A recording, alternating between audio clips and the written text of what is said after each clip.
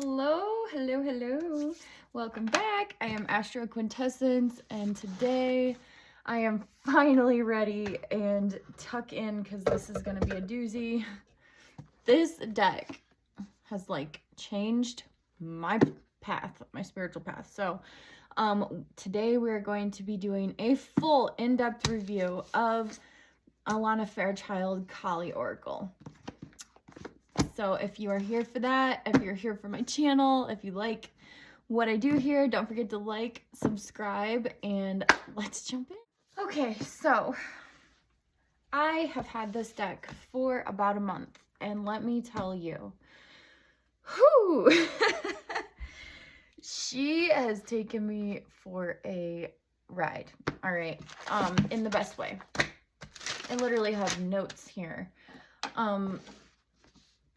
So, first off, nice hard box. I believe this is a Blue Angel deck. Okay, so it retails for $25.95. All right, and we have the back here. These gorgeous images. They are a little bit glossy on the box, but they are matte cards. And they are beautiful. So let's read. Kali, the wild mother of divine grace, spiritual freedom, and radical transformation, embraces your courageous soul. Kali, the wrathful goddess of supreme spiritual protection, welcomes your tender heart.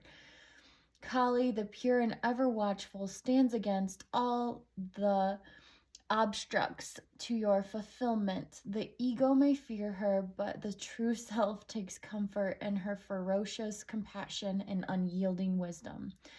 Dance, revel, and rejoice in the presence of the Great Mother. With the empowering insight of Alana Fairchild, which I absolutely love Alana Fairchild decks. I had the Isis Oracle as well, and that one took me on a journey. This one is even better, so we'll get into it, but I am a fan of Alana Fairchild decks in general as an author. Okay.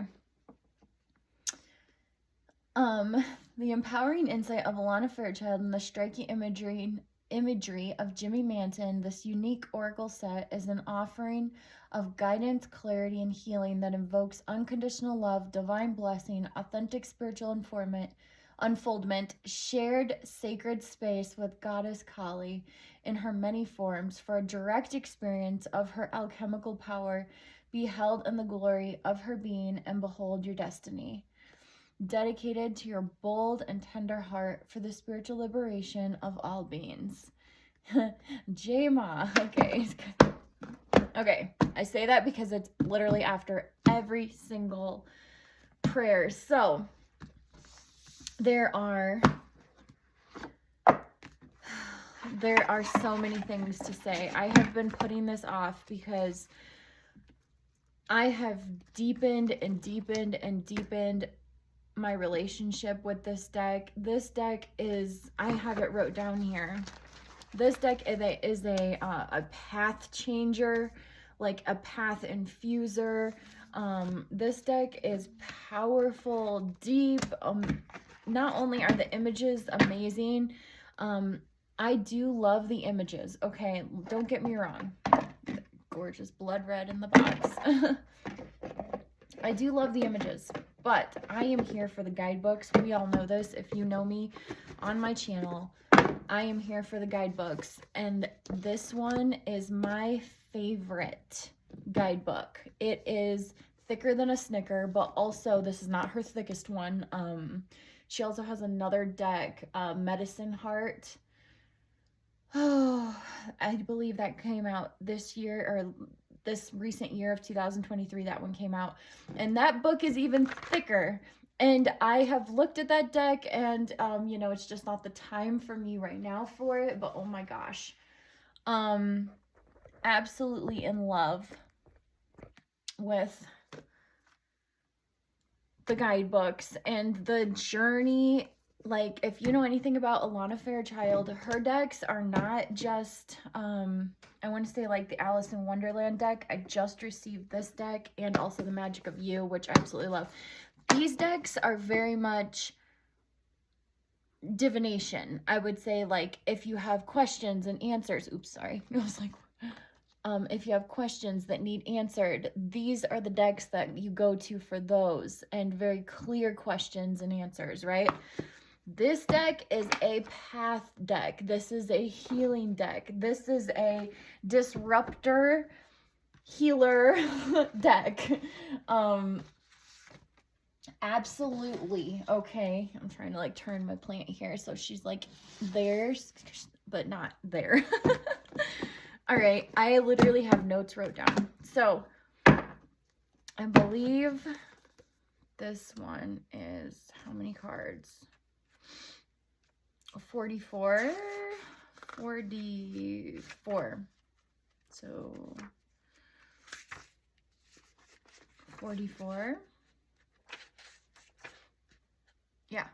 And the guidebook is 219 pages, but there are 44 cards in this deck. Now, this is where my reviews are different because I am going to tell you about my personal experience with the deck, how this deck has like changed my freaking, like helped me, assisted me in my healing, all of this. So themes that came up for me when working with this deck are huge things that have deepened my practice. So I have Path Changer, also Lakshmi Shakti and Kundalini Shakti energy definitely comes to the surface with this deck. So not only are you getting Kali, you're getting Kali, or let me say you're getting Shakti or the divine feminine, you're getting Devi, you know, the divine feminine goddess energy, and she is giving you all of these different animations of her,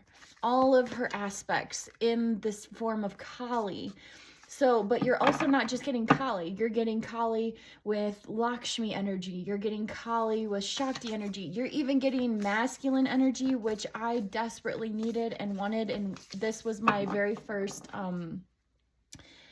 introduction to that masculine energy in this deck, because it provides it so beautifully. And I had a lot of healing I had to do with my masculine. I will go through and show you the cards just right now. Okay, I'm looking for that one.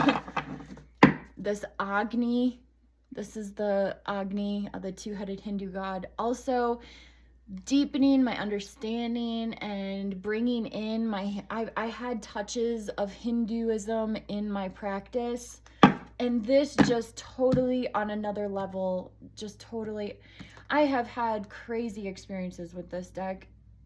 I've had dreams with this deck. I've had healing with this deck. I have had journeys with this deck. This deck has actually brought up healing modalities that I will be sharing. The Kali breath, or the breath of Kali, came up. Yeah, so this deck also has so things that came up as the path of pleasure, or the sacred path of pleasure, came up. Releasing, feeling totally safe. So feeling totally safe and surrendering, or allowing yourself to, if you have any mother wounding, I will say, like if you have any wounds around motherhood, or from your mother, or as a mother yourself, etc. and so forth, she comes in, and in this Shakti, divine feminine energy, she lets you come back into like a womb space and be able to feel safe and supported. And you do feel totally safe, absolutely supported. I mean, one of my favorite cards in this deck, I can show you, is right up here. It's Chamunda, and it's one of the scarier cards. I absolutely love that card. I love everything about it in the guidebook. It pairs beautifully with the Goddess of Love Tarot. And so, yeah. So much to be said. I absolutely adore this deck. I will have this deck in my practice. I don't ever foresee not using it. I foresee taking breaks from it because this isn't a spiritual, this is not your just, if you want an everyday, like I said, with the Alice in Wonderland or the Magic of You, if you want like a divination deck, even a tarot deck would be better. This is a spiritual evolution deck. This is going into the soul and bringing out things that were there, healing things, reawakening things. This deck will cause, if you fully engage with this deck and all the juiciness of this guidebook, and the terms used and the meditations used. Also, if you have any sort of mantra practice, like I had established a mantra practice, and because of my work with this Kali Oracle, my mantra practice has grown from twice a week to almost, I want to say 4 or 5 days out of the week, because I noticed the benefits, right, within doing the mantras. It grounds you into your body, the energy, the reverberation of your vocal cords, especially if you have any sort of throat stuff, right? Because Kali has the tongue out. Kali rules the head. And then like that came to me so powerfully too. I have pages.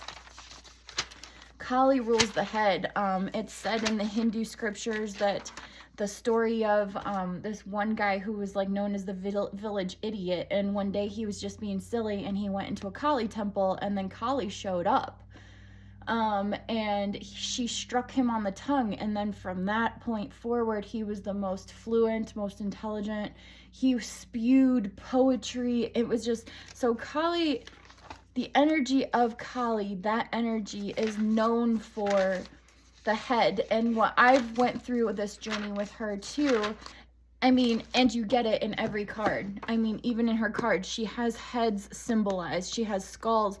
That's because she is the ruler of all the senses, the 5 senses, and the other senses, your sixth sense and other heightened senses. This energy that comes through the aspect of Kali rules, has connections with it, and you can do mudras. I've gotten into mudras and ways of tapping into this energy and utilizing it for your healing. It's just, oh my God, the mantras and the mudras and everything. And for me, I was a very wary person of, I'm not gonna give my energy away to anything, and I actually got afraid a lot. I had like fear around, giving my power away and energy away. So I never surrendered or felt like I could surrender, because I never wanted to give my power away. And by working with this energy, what I've discovered is, and working with this Hindu type god goddess energy, is like the overarching themes is, on a physical level, the mantras, the mudras, the connection between the brain or the mind and the body really, honestly, they are interconnected. There are things you do in your spiritual practice, but it does affect you on your physical level. It brings about more peace. It helps elevate certain vitamins or energies in your body, etc. Like, they are interconnected, intertwined, and in a way, you're actually honoring this aspect of yourself. So by surrendering, for lack of a better word, this goddess god energy is like an over umbrella arching term of like your higher self, right? Or like a divine higher energy that you can tap into, that you actually in your physical body have a connection to, and will actually have in your physical brain and in your physical body results, changes on a physical level. And for me, that's what it's all about, right? Like, you need to be seeing your practice. If you're not seeing your practice, then there is a plug that is not plugged in yet, or there is a block or something there that needs to be connected back in, because they are symbiotic with each other. There's this symbiosis between this higher mind, this deep cosmic omnipresent energy, and then so grounded. It's like this cosmic omnipresent energy gets grounded into the circuits of your body, into your energy centers, and all of your lights start turning on. The machine starts working correctly. You know what I'm saying? Like it's like the user manual. Like you start understanding how this body that you're existing in, or this suit that you're living in, works, right? Okay. And I have had that total experience with her. So, let's get into, let's do half the images, then we'll do the guidebook, then we'll come back to half, all right? Because I want to just make sure I do this deck. It's due diligence. And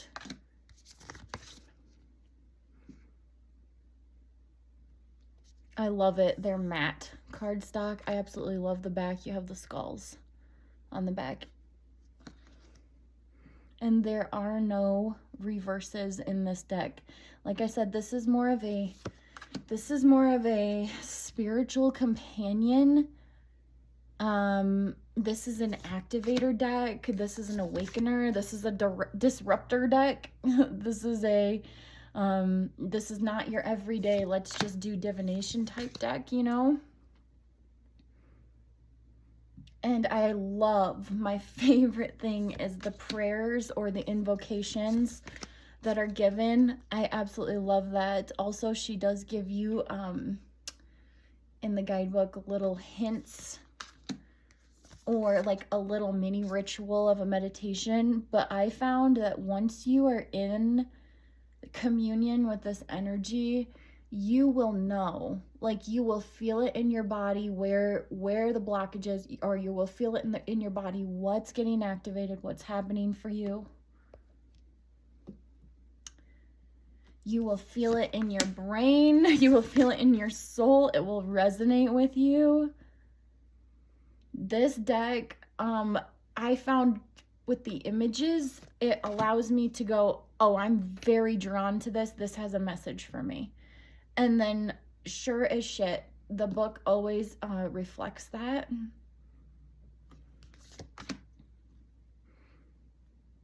And yeah, so this has the gamut from, this is the Shakti, this is like Kundalini Shakti energy, right? Because that is the melting of the masculine and the feminine coming together, activating and being in symbiosis with each other, and then flourishing and blooming out into reality. And this deck touches on healing your inner child, healing your inner masculine, awakening and working with your divine feminine, removing conditioning. You know, I thought Alice in Wonderland was going to be my what was it? Reinvention deck. And just over the last week, or I want to say just over the last 2 weeks, Kali came in and just shook my tree. Like, she just shook my shit up. And I am really finding that if you take the time and sit with this deck, this will change your life. This will change your path if you let it. If you're willing to go on that journey. Now, you do have to set aside time. You do have to set aside time or have some sort of spiritual discipline, and set space for this deck. This deck requires you to have space. This deck requires you to be able to sit. I recommend having a journal. And I mean, I have pages and I have other pages. But this deck is not just a rush through, hurry up. And I also recommend at first, so when I first started working with this deck, I could only work with one card, okay? And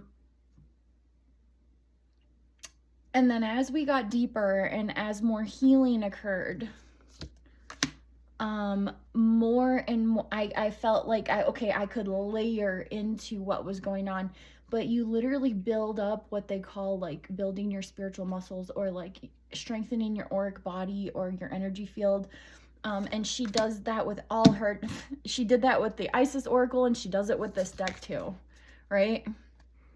I love this, like I was talking about. And because you can see clearly, Kali has this energy over the head, over the five senses, over the sixth sense, her third eye, also the tongue, speaking, and voice. She's all about finding your authentic, true inner voice, undoing conditioning that you've had around that authentic self, that authentic inner voice, and she will cause you to have to clear out your throat. You know, have some throat clearing, and she'll bring that up for you if that's something that's required. That will come up. You will feel it physically in your body. You might get a sore throat, or it will be you are communing with some form of higher power that is intrinsically, intimately connected to your body, okay? And when you do that, it is a divine communion, lack of a better word. And things do happen on the physical when you're doing this, okay? So now, I got establishing and rebuilding, brain and body, unwiring, rewiring, connectivity, the Kali breath, which I'll show you at the end, or I'll do a separate video of this. This is very powerful. It combines some Hindi mantra techniques with a certain type of breathing. It's very easy but very powerful. And then where I am currently sitting here is I just went into my Shakti Void rebirth, because the Kundalini Shakti card came up for me, and I've been having these meditations of, you know, the snake, like I've told you, this cobra wriggling its way through. It kind of sat in my throat, and I kept having this reoccurring meditation of this cobra coming out of my throat and then diving into my third eye. I just kept having that happen. And then working with venom, and the idea of venom and snakes, and how me as a healer, just naturally takes on people's venom, and I have this ability to process it without it killing me, right? I have this transformation energy, or even scorpion venom. So we'll get into that. But so let's get into the book now. Oh my gosh. So yeah, so many things that I'm trying to just put into this. Absolutely. If you are called to this deck in any way, just know that if you take the time to meet this deck halfway, this deck will change your life if you let it. Like 100%, okay? This deck will bring about a Kundalini Shakti moment where all your energy clicks on and wakes up and starts shaking shit up. And this deck will pull out. This is, I honestly want to say, it does not come across that way for me, but this is a shadow work deck. But this is the shadow work deck in a way that you don't even know that it's a shadow work deck, or you don't even think you're going to work with it in that way, and then you do. Okay. So, and we will pull a card. So, here we have a little depiction of the card right here. This is Blue Tara. You get a little snippet here, just like a little overview. Then you get 1, 2, 3, 4, 5, 6, 7 paragraphs. So almost 3 pages. And then my favorite part is this beautiful invocation ritual. So you're invoking that energy, calling it forth for working, for transformation.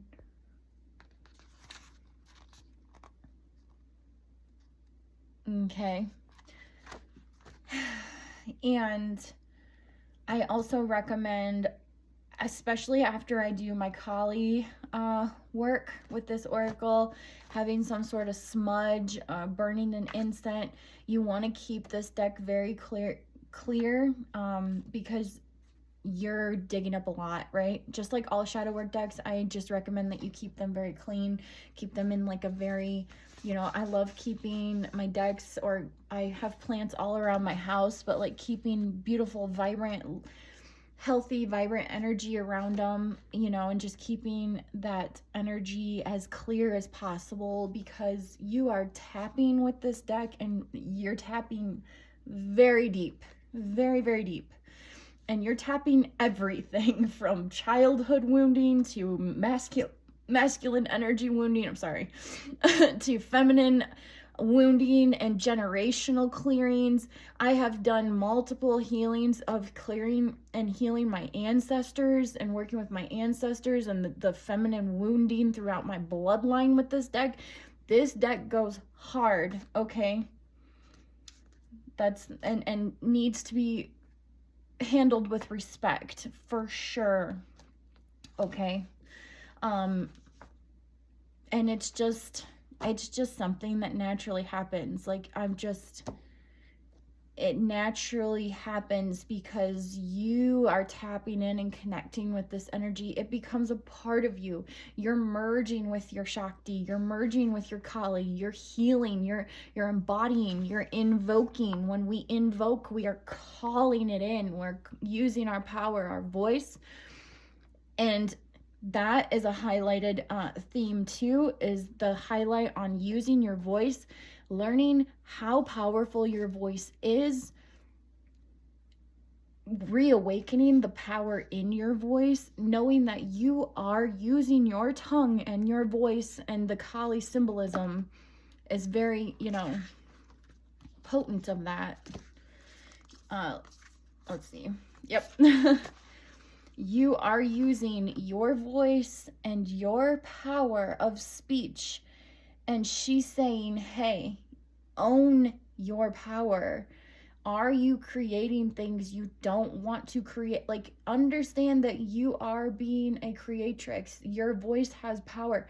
How are you defeating yourself with it? Or where is the wounding in the voice, right? And how powerful, and a lot of creation energy. Also, how the vocal cords are very connected to like the yoni, or, you know, the feminine organs. There's a connection between the larynxes and the throat and the cervix, I believe, in females. Yeah, so it goes deep and it goes hard. So I absolutely love these invocation prayers. And then you get, so she brings you in 101. So if you don't have a mantra practice, this is just hopping on YouTube, Googling a Shiva mantra, or Googling a Kali mantra, or Googling a Lakshmi mantra. You will see right here, though, too, in the book, that she gives you just this tiny little breakdown. And she asks you to use your voice, right? When we're using our voice in mantras, sounds create, period. Sound creates life. Sound creates effects. Sound creates money. Sound creates happiness. Sound creates healing. Sound can be destructive, right? Sound is very, very potent. And you get a crash course with this deck of learning how important and honoring your sacred sound, and sitting with yourself for maybe feeling like, and if there was any experience where your sound was taken from you, or your voice was muted, or there was any doubt or delusion or disconnection around your voice, this deck will go in and clear that out. And especially, not just you, if you call in your ancestors, or if you have an ancestral practice, or if you're setting the intention that it goes through your generations, this deck goes hard, okay?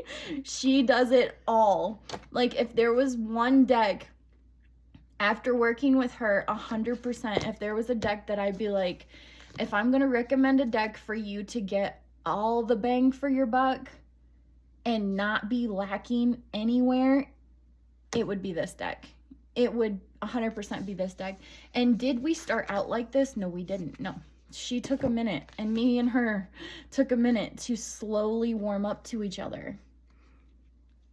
But once that connection was established, it was undeniable.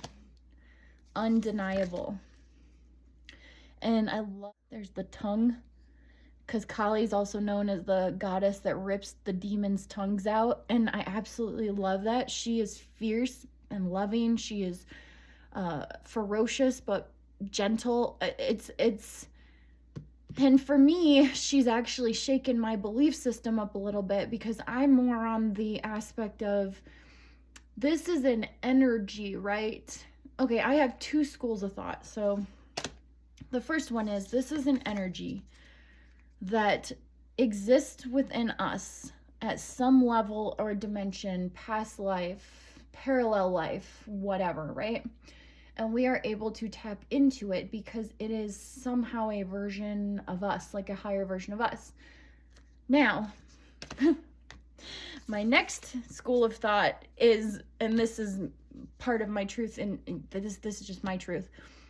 These ancient gods and goddesses were actually beings, like actual aliens or extraterrestrials from other planets way back in ancient civilization.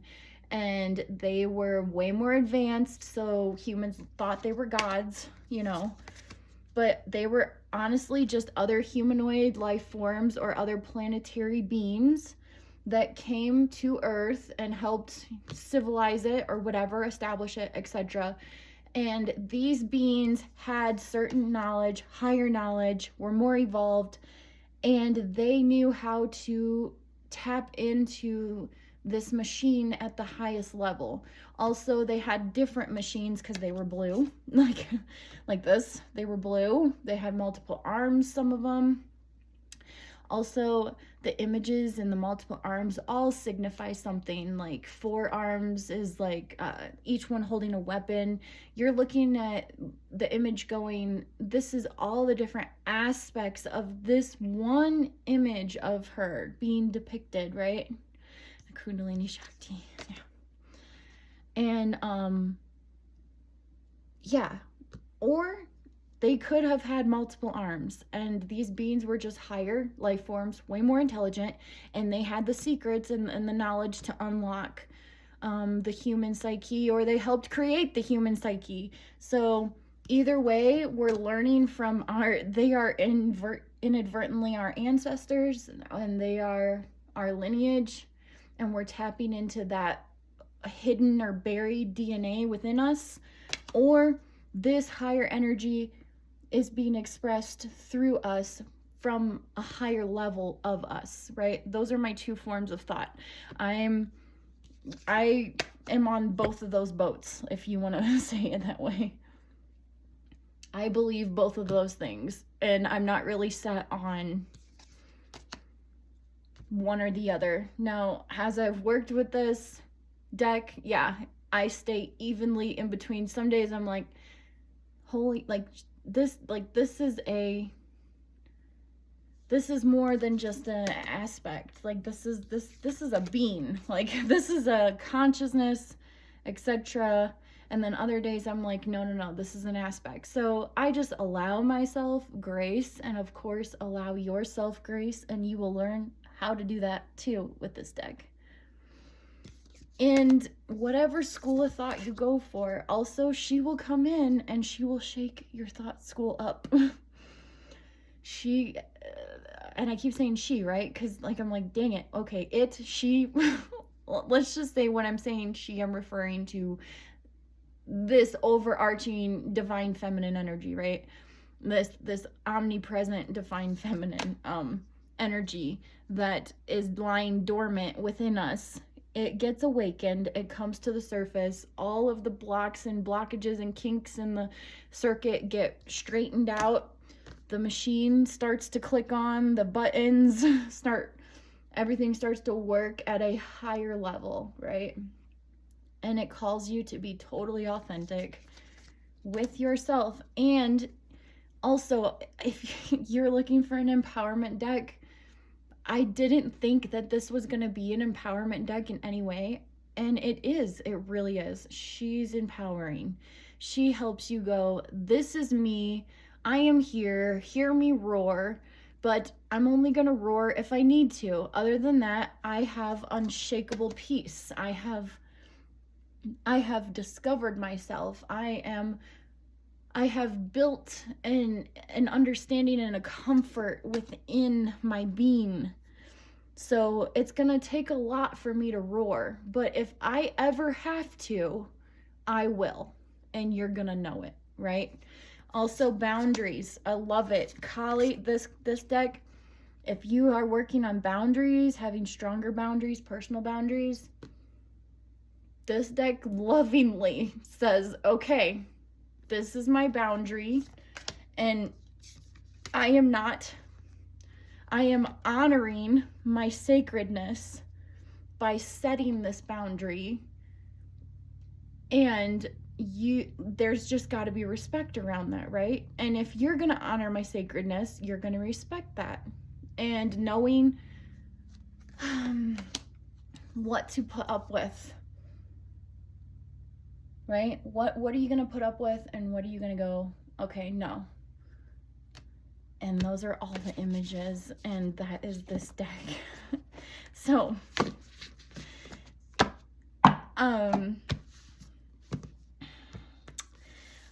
I'm going to, let's see, how many minutes are we at? Oh my gosh, we're at 35. Okay, I'm going to do a separate video on the breath of Kali. That's just what I'm naming it, the Kali breath, Kali breathing. And we'll go through a couple of minutes in that video of Kali breathing. And that is a healing practice for unlocking your throat, for clearing your throat. Also, you set the intention to clear out any wounding around using your voice from your bloodlines, etc. and so forth. We'll go into that in a different video because this is at 35 minutes. So, very last but not least, let's pull a card. Hold on, I gotta flip these around.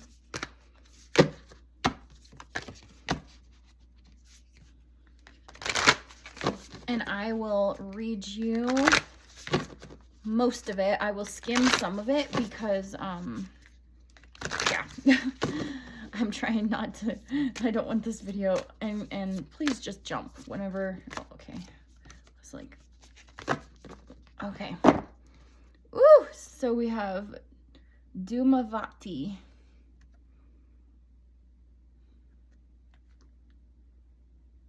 Okay. Wow. Oh my God, this is one of my favorite images. Ooh, she baddie. She's a baddie. I will say too, there is a sensual embodiment and ownership over your sensual or your sexual energy that comes through when working with this deck. That was so surprising and so juicy. I really loved that. I mean, I love it for that reason as well. Okay. Beloved mother who dwells in the smoke, who presides over the most difficult transitions, she who knows that certain endings are unavoidable, they are necessary predecessors to radical reinvention. Her presence brings the message that though disappointment, defeat, or loss and the negative repercussions of such experiences may cause suffering for a time, they will not limit your future happiness. They are a means for opening as yet unrecognized pathways for fulfillment. Your trust must be unconditional at this time, and later you shall see that everything has worked out for your absolute best. Okay, I'm going to put the card right here for a minute. This is the 7th of the Mahavita wisdom goddesses, is Doanating. She is the crone goddess, and uniquely in the Hindu context from which she arises, also, and you get so much history. I will say that you get the history of in the Hindu text, breaking down the words for you. You do get a lot of juicy history. She does break down, well, not a lot, but you know, enough to like, and if you want to research further after that, then go for it. But she does provide you with some of the history, which I love. From which she arises. Also a widow.